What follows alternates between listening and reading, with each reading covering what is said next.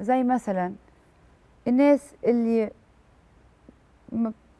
ربنا ما بيرزقهاش بأطفال وبتبقى عقيمة، وربنا ذاكر إن خلق ناس عقيمة مثلا، أو واحد اتخلق مش بيشوف، أو واحدة اتخلقت مش بتمشي مثلا. أنا ما بقولكوش إن دايما تبقوا باصين إنكم تغيروا واقعكم، لكن ما تيأسوش أبدا من رحمة ربنا، لأن ربنا قادر إن هو يغير الأحوال بأي طريقة، ولو ما غيرهاش هيخليك تتأقلم وتنجح أكتر مما كنت تبقى سليم.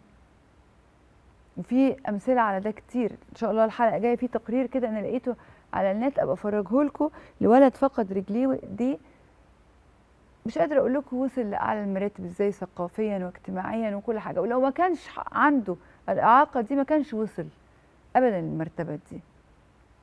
النهارده معانا ست قالوا لها مش هتخلفي وعندك مشاكل كتير جدا، وفضلت تتعالج لغاية ما خدت أكتر من 1500 حقنة.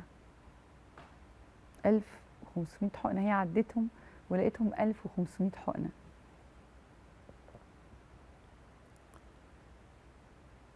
شوفوا بقى، الواحد ساعات بياخد دواء مرة أو حقنة مرة يقول لا زهقت من العلاج، ده أنا بقالي مش عارفة بتعالج بقالي قد إيه، ده أنا خدت الشريط كله، ده أنا خلصت علبة المش عارفة إيه. الست ما يأستش وفضلت تتعالج وفضلت تدعي ربنا، وشوف ربنا رزقها بإيه.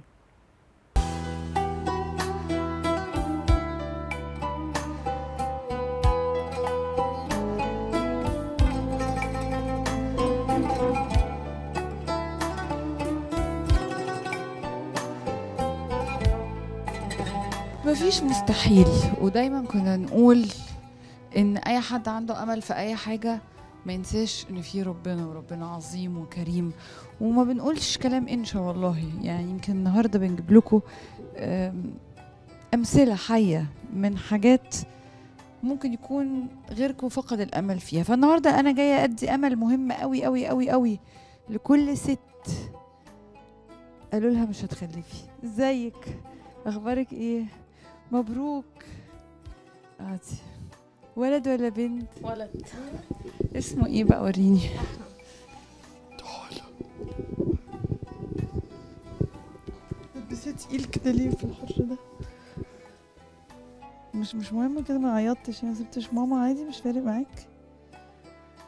احمد جه بعد قد ايه بقى؟ بعد 7 سنين. 7 سنين جواز.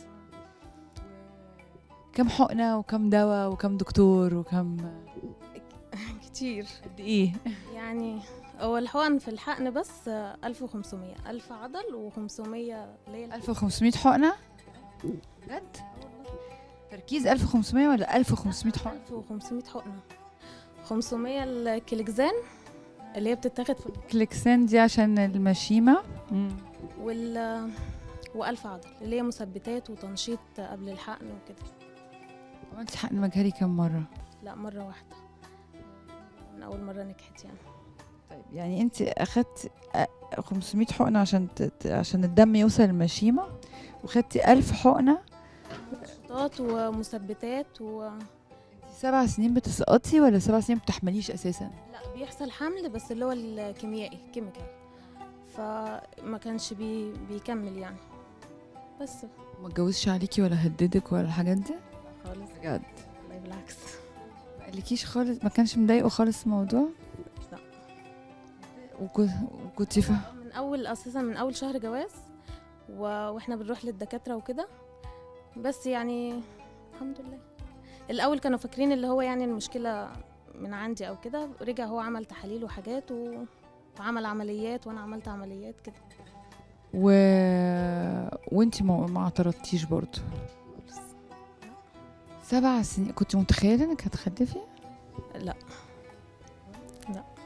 بس كان هو بقى بصراحة بيقعد يقول لي احنا ربنا بيحبنا، اللي ربنا بيحبه بيبتليه عشان يشوف صبره قد ايه. وصبرتوا 7 سنين؟ كنت انا اعيط وازعل واقول اشمعنى انا، هو يقول لي لا احنا ربنا بيحبنا عشان كده يعني خلانا اخرنا في الخلفة، بيشوف صبرنا ايه. والحمد لله.